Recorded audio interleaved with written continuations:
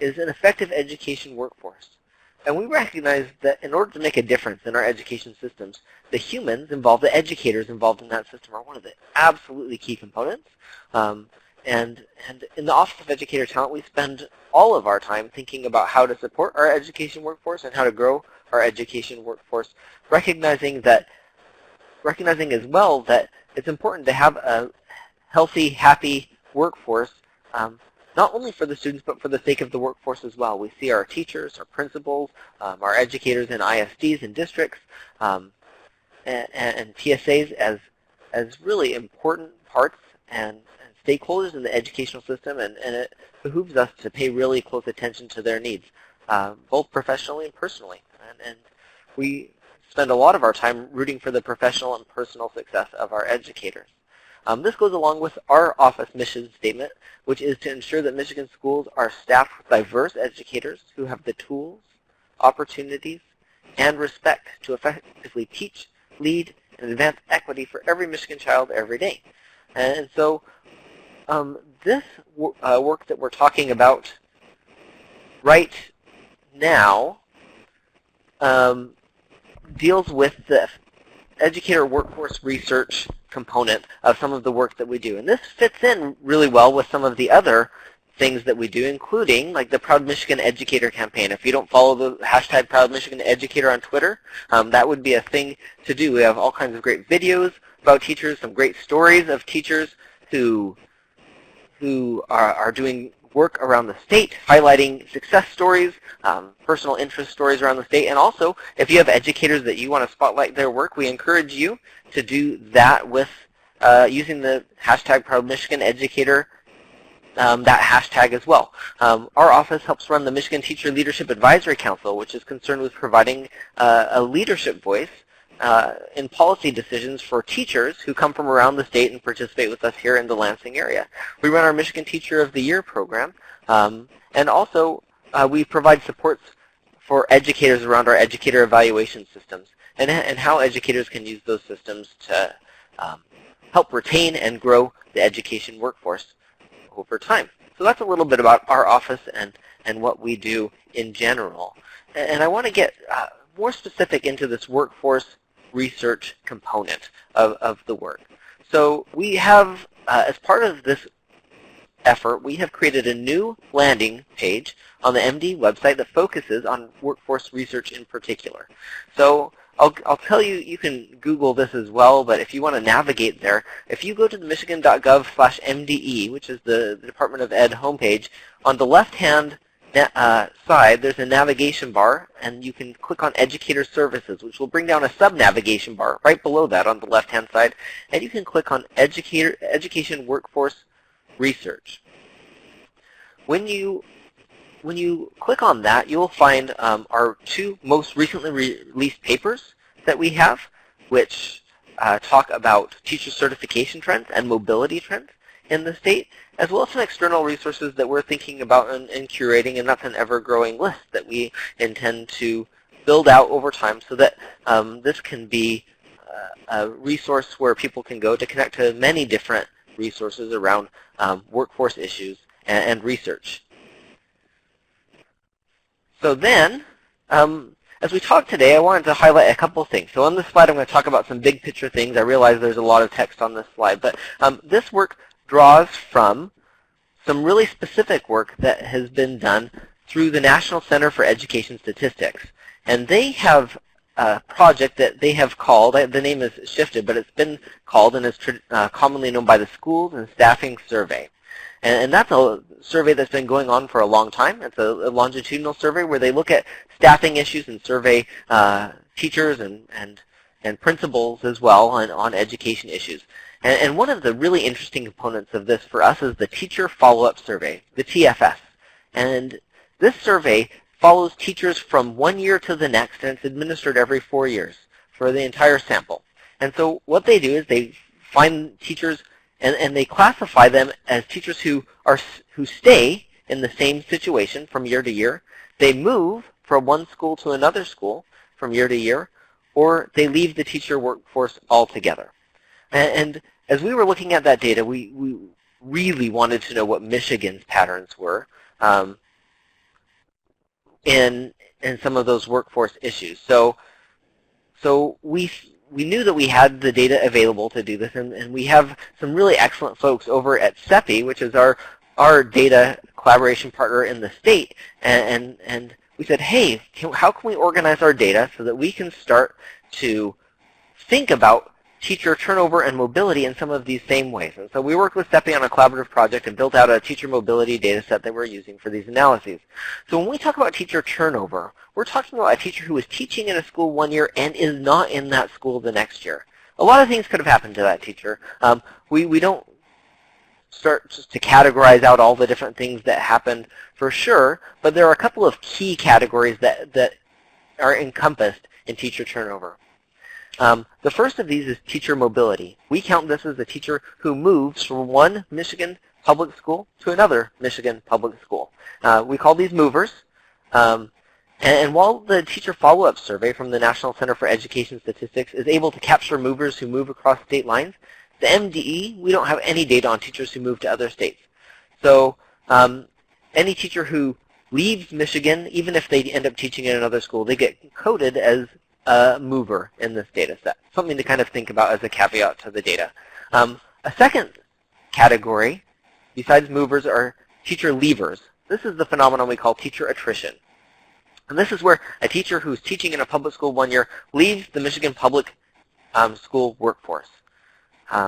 So the language that the TFS uses is leavers for this. We use that same verbiage. And it's important to note that these teachers may not leave the profession forever. They might return to teaching in future years. But if they have a gap year, then, or if they are teaching in a school one year and not in any Michigan public school the next year, we code them as leavers and think about that for the purpose of this analysis. And then the last phenomenon is teachers who are stayers. These are teachers who are stable. And we think about this in terms of teacher stability and think about stability rates, the rates at which teachers stay in the same school from year to year. Now, as we talk about these things and other things, I want to just draw your attention to the fact that we have a question and answer box, which is right here. And so if you have questions that you'd like for me to talk about as I'm going over these slides, or also if the volume is bad, feel free to use that to type in questions. We will answer those in multiple ways. I'll try to incorporate as much answers as I can. We're a relatively small group here, but I'll try to answer questions directly as I'm talking out loud. And also we'll type out responses and share out with the whole group if we think that it's a question that everyone might be interested in. So this provides some of the big context for how we're thinking about teacher mobility, teacher attrition, and teacher stability. And so I want to actually take this and just show a couple of rates.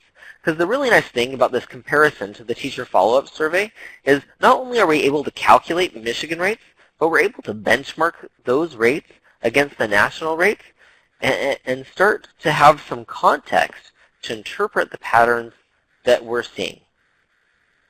And so let me just also mention that this data, as well as a more nuanced breakdown of this data over time, and also thinking about some of the other subgroup breakouts that we can do, these all exist in the white paper that's on that website that I mentioned earlier. We will share out the direct link to this white paper at the end of the session, although if you don't want to wait until then, feel free to navigate right to that and download it if you haven't already.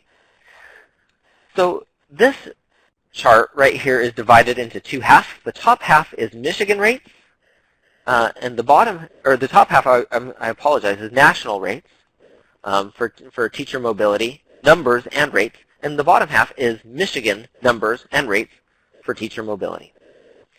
So you see that the national numbers are samples. It's not the entire teacher workforce. They have a pretty robust sampling methodology that they use to calculate a representative, or to get a representative sample.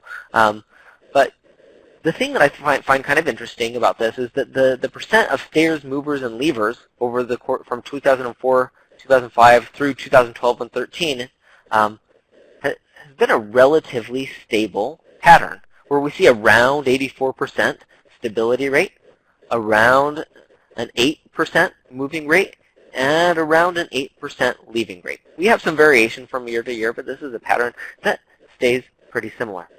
So when we look at the Michigan data over that same time period, and we actually have the advantage with Michigan data that we are able to, we don't have to wait until that data, till the TFS data comes out. We can use our state administrative data to calculate the most recent rate as well. But we see some differences in that pattern. Broadly, I'll mention that we see a marginally lower stay rate, a marginally higher move rate, and a roughly comparable, although not exactly comparable, leave rate. You know, we're using big numbers, but when you do run like a z-test of proportions, these differences are, as you'd expect, significant, statistically significant differences. So we can start to look at these more individually and start to think about what's the practical significance of some of these differences. And I want to start with the stability rate. So when I think about stability rate and I look at this, I see stability rate as in some ways a measure of the health of our system. And some of the questions of how stable is the system is correlated with how healthy the system is and how well functioning the system is. And in general, organizations that have higher stability rates and some of the HR and business research have big advantages over organizations that don't have the same benefit of stability. So, looking at the percentage of teachers who stay at their school for consecutive years, I have two graphs on this slide. They're both actually the same data. So on the top, I've gone ahead and zoomed in on a certain part of the scale, so you can start to see that. That zooming in tends to exaggerate just a little bit the scale of the difference, so I have that below for interpretation that you can start to see this as well. But you see that Michigan's stay rate over time seems to be consistently lower than the national stay rate. And so I'm not, we haven't jumped to any conclusions about what this means. This is just observational, describing the patterns as we see them. We hope that as we point out the patterns as we're able to observe them and share out our methodology for thinking about this, this sparks interesting conversation in the state, and that it encourages some of our research friends to maybe start to think about designs that help examine these patterns in more depth and with more nuance.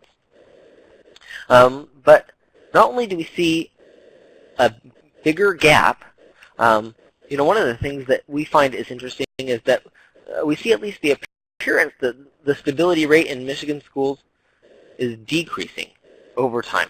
And this is something that we find very, worth keeping track of and potentially troubling for the Michigan workforce. Moving on and looking at that same concept for movers, we see inversely that the moving rate is really connected inversely to the stay rate in Michigan. So if you look at that national mover rate that is fairly stable over the last three measured periods, 2004, 2005, 2008, 2009, and 2012 and 2013, we see an increasing rate of teachers moving from school to school in Michigan compared to that national trend line. And that gap appears to be getting larger as well. The last year that we have comp data is that 2012-2013 year, where the national rate was 8.1% and the Michigan rate was 12.9%. And in this case, I think it's useful to think about this gap as not just as a 4% gap, but that Michigan's rate is roughly 150%. It's a fair margin higher than the national rate in terms of this. Talk a little bit more about what that means in a moment. And then we have the percentage at which Michigan teachers are leaving the profession as well, or leaving the teacher workforce, our Michigan public school teacher workforce specifically. And we see these rates as generally, like we mentioned earlier, tracking the national rates over time. Michigan's is on the top in dark blue. The little bit lighter color on the bottom is the national rates as well.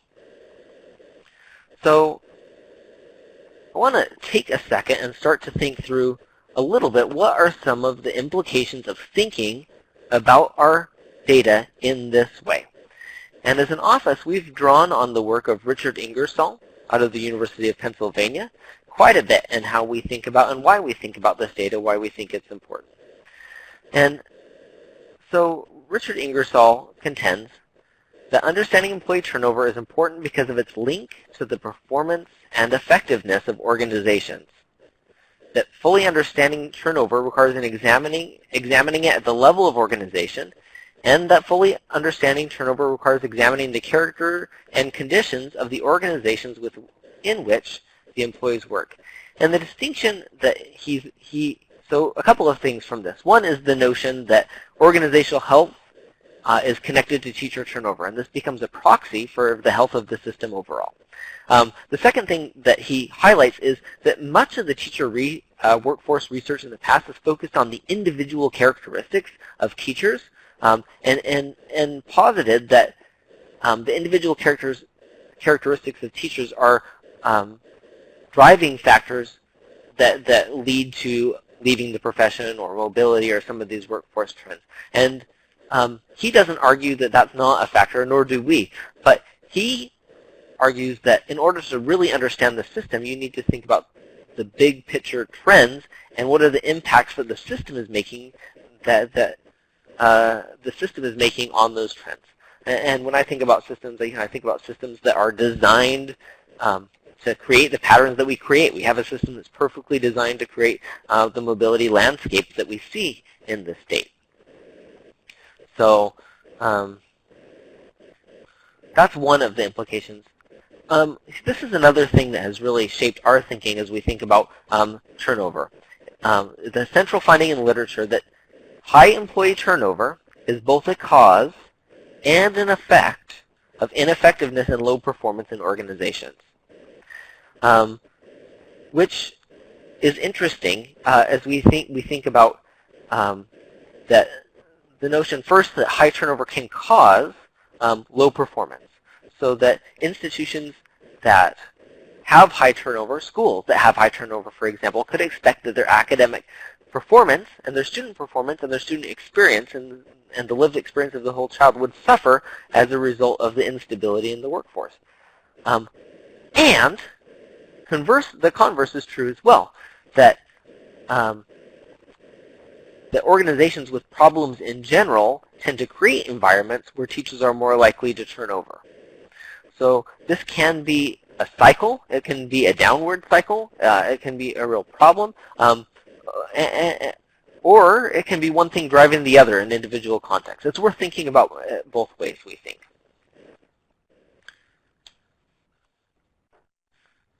So then, another reason that we think about this is the financial implications for schools. So Richard Ingersoll did some work that was really highlighted in a brief that came out 3 years ago that I found quite interesting and informative. It's called On the Path to Equity from the Alliance for Excellent Education.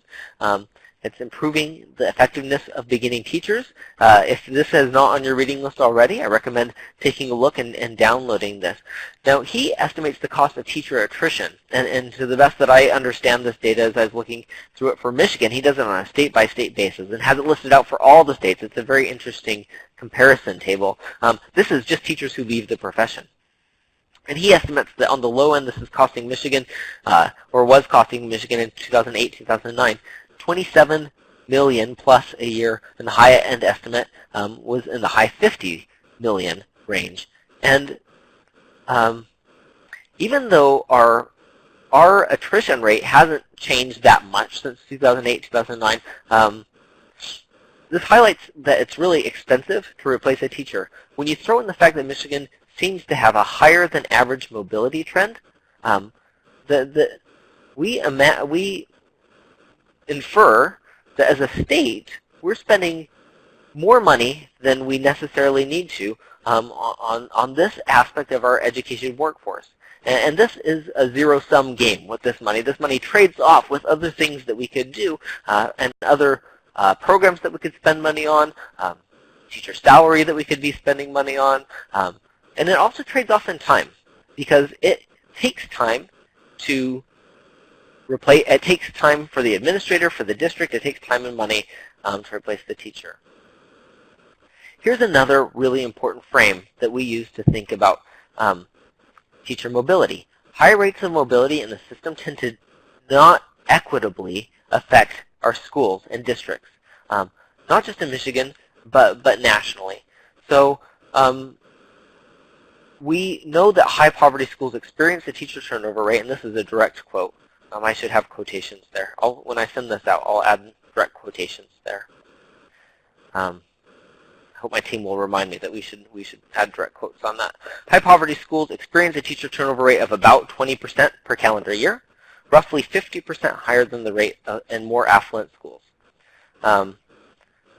So the estimate of the percentage of new teachers leaving and the teachers after 5 years ranges from 40% to 50%, with the greatest exodus taking place in high poverty, high minority, urban, and rural public schools. And then it talks about the cost of these. And we actually see this trend borne out in Michigan data. So, for example, when you take a look at the mobility data and you track it against top to bottom rankings, back when we had those in the earlier, several years ago, back when we used that top to bottom system, which we recognize as an imperfect system for ranking schools. But we'll use that and the variance contained in that to think about. We know that teachers move both from lower performing schools to higher performing schools on that metric, and conversely from higher performing schools to lower performing schools. If mobility were equitably distributed, we would expect that the number of teachers moving in one direction equals the number and magnitude of teachers moving the other direction. We find that's not the case, that there's a real distinct bias in the likelihood of teachers moving from lower performing schools to higher performing schools. And we see this also in the percent of minority students in the schools, that teachers tend to move from high minority schools to lower minority schools over time, even though sometimes the mobility works in both directions. So this leaves an employment gap for our schools in Michigan who need to hire new teachers to replace the vacuum, to fill that vacuum. And so that means that our districts who are struggling already academically, or who have students who are struggling academically, or teach vulnerable populations, or populations that have traditionally been vulnerable in our education systems, tend to be hiring new teachers at a disproportionately high rate. And we see this really clearly in our equity plan and our analysis for the Every Student Succeeds Act. This notion that our teachers that teach in high poverty or high minority schools, particularly in high minority schools, tend to have a greater proportion of their workforce staffed by new teachers. And those new teachers are the least effective that they will ever be in their career. My background is in teaching. I taught for 6 years, and my worst year teaching, of course, was my first year. It is for most all teachers. And as we get better at our craft, that's when we're able to add more and more value to the students and the education environment. What's happening in Michigan, and in other places as well, but we see this really pronounced in Michigan, is teachers teaching and entering the profession, taking a couple of years to develop themselves professionally, and then taking a job, taking a different job, moving schools to a school that theoretically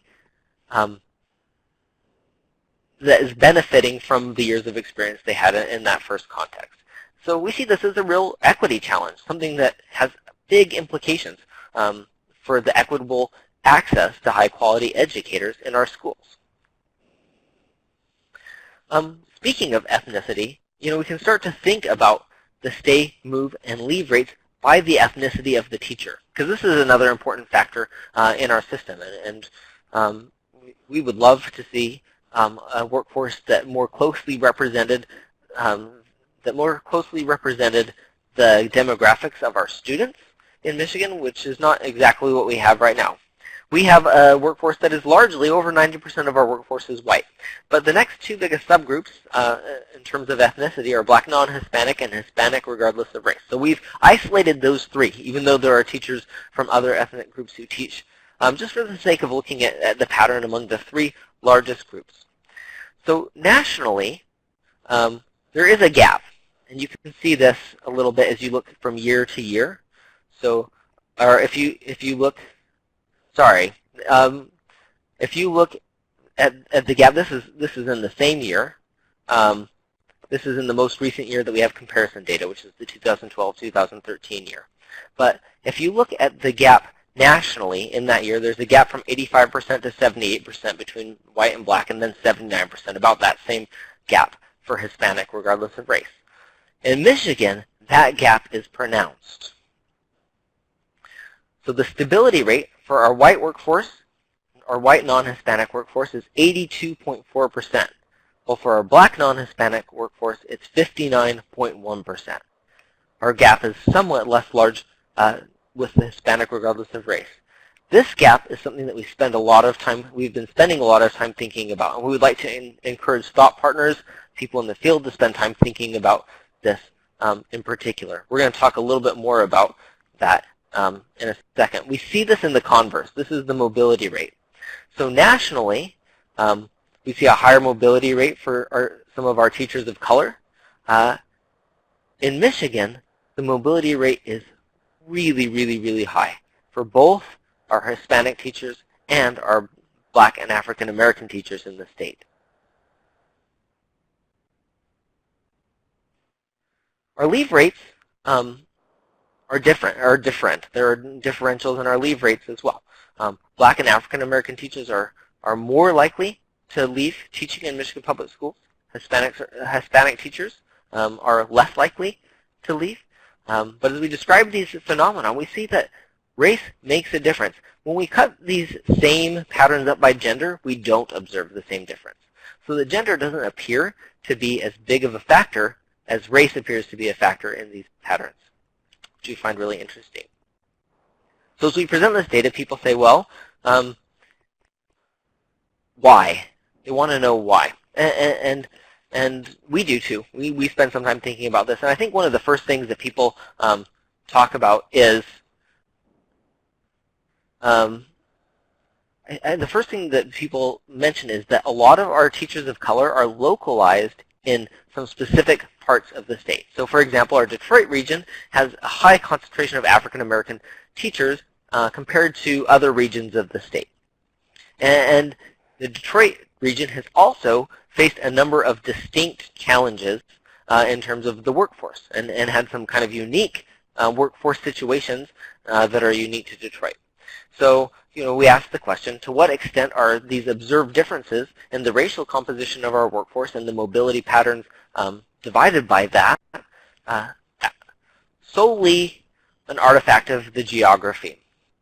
And we have not found that that's an adequate explanation of that trend at all. Another thing that we have found, though, is some real interest in is, well, before I jump into that, I'm going to say that I don't have a great answer for this, for why it's the case. I have some thoughts, some hypotheses, but that's speculation.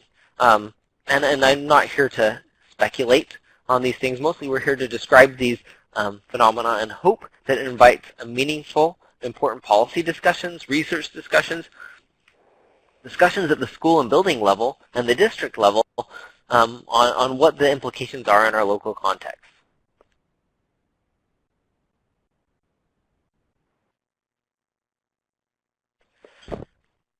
Okay, I want to move on and talk about another context that makes a difference in the Michigan data. And this, is the context of, let's see if I can get this working again. What type of school the teacher's teaching at, and does that make a difference? And we specifically looked at the split between traditional public schools and public charters. This split is suggested in the teacher follow-up survey. And nationally, we do see somewhat of a gap, that traditional public school workforces are more stable, or were more stable in 2012-2013 at 84% than public charter schools at 81.5%. So see that gap there. In Michigan, the data tells a different story. Our traditional public actually is pretty close to mirroring the national rate, whereas our public charter schools are distinctly less stable in terms of workforce than their traditional public counterparts, and less stable than their public charter school counterparts nationally. So that we find is a really interesting finding in this data, and that's outlined a little bit more in detail in the white paper itself. When we look, much of this gap is made up in the mobility rate, where we see a 10.3% mobility rate for the traditional public school teachers in Michigan, which is lower than our overall average, as you would infer for this data, our overall rate. For public charter schools, it's 17.3%. So 17.3% of our teachers who teach in a school, a public charter, one year will teach in a different school the next year. Is how to interpret that. Conversely, going backwards this slide, I shouldn't go backwards, but at 69%, that means that 31% of the teachers who teach in a public charter this year will not be teaching at the same school the next year. And that's a really, really high rate. We can look at the leave rate as well. And this is one of the places, even though the leave rate is relatively constant over time, over a lot of our different ways that we break out this data, there's a very big gap in the leave rate for public charter schools. And that's not reflected in the national data. So this leads us to wonder, to infer that there's something very distinct about Michigan charter schools, or at least a big group of Michigan charter schools that show up in the data that's worth examining further and worth thinking about when we think about how we interact with charter schools and what things charter schools can focus on as well. We're thinking a lot about this and think that this provides a new lens and a new way for others to think about this as well. Here's another way that we've broken this out. And so we've thought about this by assignment type. And this is a table that appears in the white paper itself. And here it is in Michigan. So we have different assignments. And this data is also benchmarked to the teacher follow-up survey data at the National Center for Education Statistics. I didn't include that here because I think this data benchmarks itself against itself. It's kind of, we can start to see these trends looking at itself. But if you're interested in that benchmark to national data, feel free to either go to the NCES page or click through to the white paper, download that. We have that comparison built right in. What we do see in this data are trends that are fairly similar, not completely the same, across different content areas. So we've got our early childhood, which has roughly the same as arts and music, or English language arts, or mathematics, natural science, and social sciences. The major exception to that is our special education data, which has our special education workforce, our teacher workforce in particular, has a lower stability rate, a higher mobility rate, and a leave rate that's higher as well than Michigan averages and than averages in the other content areas.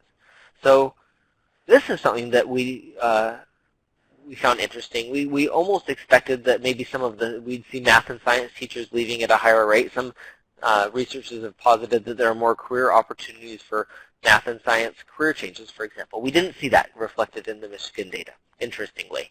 It kind of challenged a little bit of our hypothesis of what might happen. So anyways, that's something to note as well. So you've kindly been listening to me, maybe, and I want to bring this back to the big picture. When we go around the state and we talk about teacher workforce issues, or when we read reports in the news these days, the rage is to ask questions of, is there a teacher shortage? And this data does not answer that question by itself. Actually, we don't have data that answers the question of, is there a teacher shortage by itself? It turns out that that question is complex and multifaceted, and there's not a single way to think about it or slice it that's going to give an answer that really satisfies the things that people want to know. But what we do know is that this teacher mobility plays a big role in supply and demand. And a lot of times when we talk about teacher shortages, we're really jump to the question, are we training enough teachers to meet our need, as if this need is static and unchangeable. And really, we can think about this question in the exact opposite way. We can think about this question, are we retaining enough teachers so that our supply is sufficient. Ingersoll says it like this. Rather than insufficient supply, I'm reading from the middle of this quote, data indicate that school staffing problems are primarily due to an excess demand resulting from a revolving door where large numbers of teachers depart their jobs for reasons other than retirement. Thus, the data suggests that the solution to staffing problems does not primarily lie in increasing supply, but rather in decreasing demand.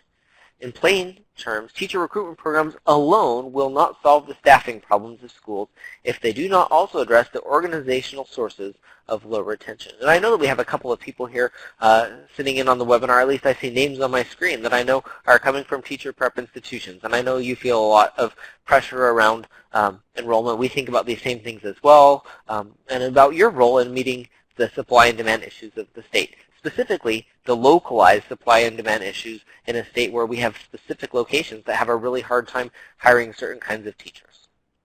But it's really important for us to start to help those systems, those districts, those schools, think about what are the factors in schools that might influence those rates, and what are the organizational sources of low retention.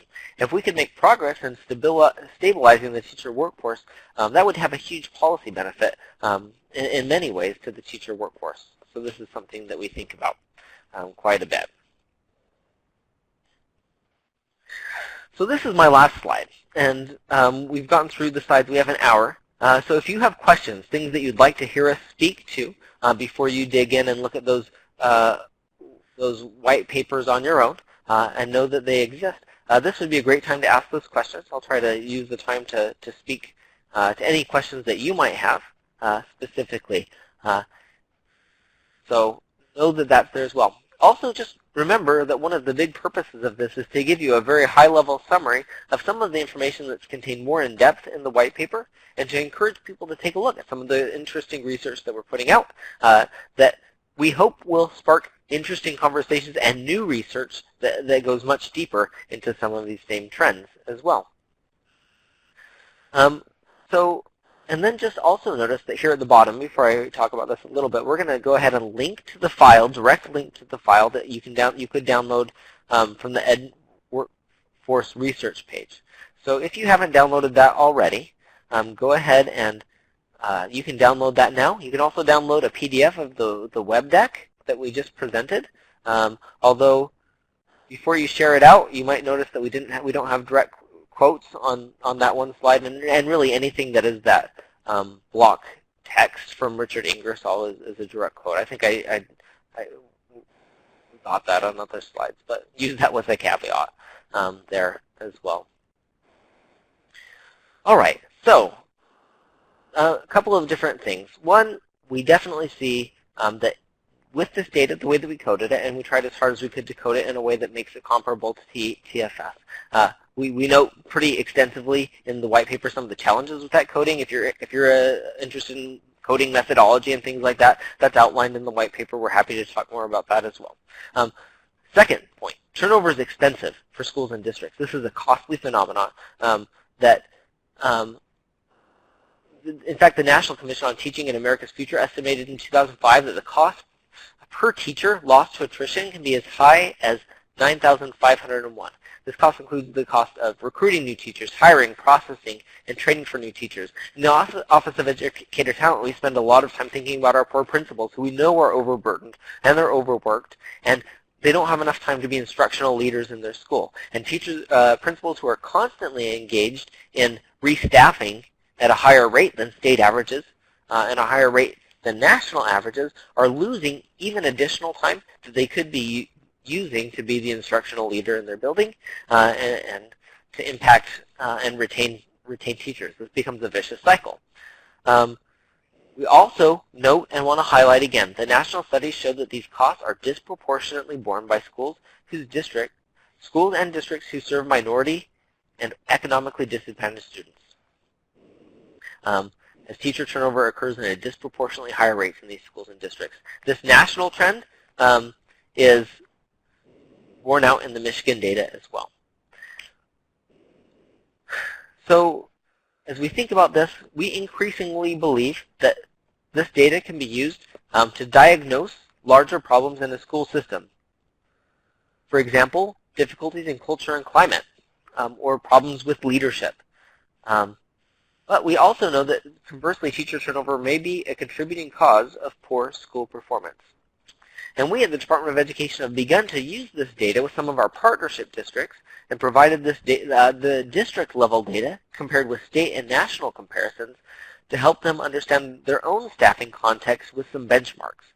Because we think that while some schools may have a sense that maybe they're turning over teachers at a higher rate, we know that there are a lot of systems in the state, a lot of schools, districts, PSAs, that haven't taken a chance to systematically look at this just because benchmarks haven't been available. So we think that this data provides a really unique opportunity for local education agencies and PSAs to look at their own patterns, identify if they're healthy or relatively healthy relative to some of the norms that are available, and then make strategies and form plans on how to change patterns that are harmful and negative.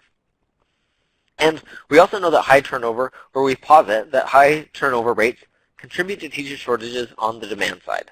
So that comprehensive solutions to teacher shortages will consider both how to recruit new teachers, which we also are spending a lot of time, and we know you do too, thinking about, and how to retain those teachers that we already have, which is the demand side as well. With that, I will go ahead and take a pause. That's the end of the content that we have today. We had an hour, and we appreciate you taking the time. I want to stay on. I know that some of you may sign off as we're done with content, but if you want to stay on and chat about some of these things, ask additional questions, that's great. We also have Brian highlighting the fact that there are 2 additional web links that before you do sign off, please take a look at those. So don't sign off yet. Wait just a second. We have a webinar survey that gives you a chance to weigh in on the content that we provided today, and what was helpful, what wasn't helpful, what you'd like to see in future webinars. We use the feedback on these surveys to help design future webinars and offerings in the future. And then also to draw your attention to the fact that there's an educator research web page.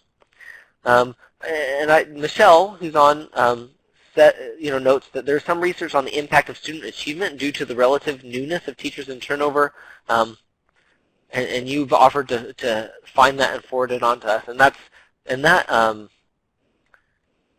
is something that we think about as well, and we're really interested in that. So thank you. We'd love to add that to our growing collection of the bigger picture, right? Because this is all part of the bigger picture. When I was at the U.S. Department of Education, earlier in the year, we had a presentation coming out of Harvard University on this exact same phenomenon, that teachers in the first years of the systems was one of the most consistent predictors of teaching struggles that we're going to transfer on to students. So thank you. That comment is really, really appreciated, and also we would love to see that any studies that you have. If you have other studies that are informing your thinking around this issue and you wanted to share with us, or you're interested in some of the things that we're looking at, let's be in contact. Let's correspond about this. We want to know who's thinking in the state about these same things, who are our EPIs that are thinking about this, who are our districts, who are our schools, who are our teachers, whose voice really matters in this. So that's a really nice observation. While I'm pausing, for anyone else who wants to make comment or ask a question, I'll just mention too that we do find that most of the teacher mobility happens in Michigan inside of districts, within a district. That our inter-district mobility rates are a lot lower. I think that might be for a lot of reasons. I guess I would just be guessing on some of those, but I do have been spending some time looking at collective bargaining agreements, and Michigan collective bargaining agreements tend to be fairly restrictive on granting years of experience for cross-district moves. That could be part of that. We've heard that as well. We do hear that there are some isolated districts in Michigan. We hear kind of anecdotally, like I think there might be someone here on the call from the Ypsilanti region, that there are certain regions that end up being pipelines where educators enter the system in one district and then move to a neighboring district consistently and systematically. And these are leaky pipelines. This is inefficiencies in the system that tend to disproportionately disadvantage districts in one region or in one neighborhood or in one part of the city at the expense or to the benefit of their counterparts nearby, which we find to be a troubling pattern and something that we would love to spend more time thinking about.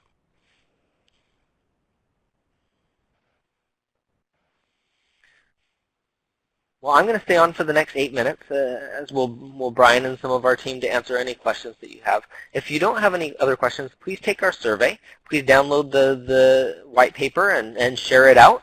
If you have colleagues that you think would be interested in, we would love to have this read far and wide. We had someone provide constructive feedback that we had a typo in it. We appreciated that. We fixed it and put it up. So if you have other things, we're always interested. It's an open conversation, something that we're spending continuous time thinking about and looking to add to these offerings in the coming months. Thank you very much, everybody.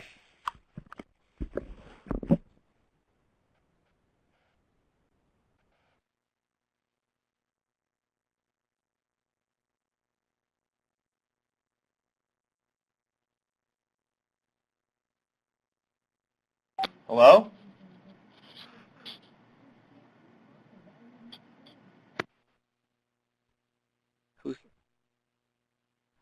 I just heard someone's voice jump in. Someone has a question?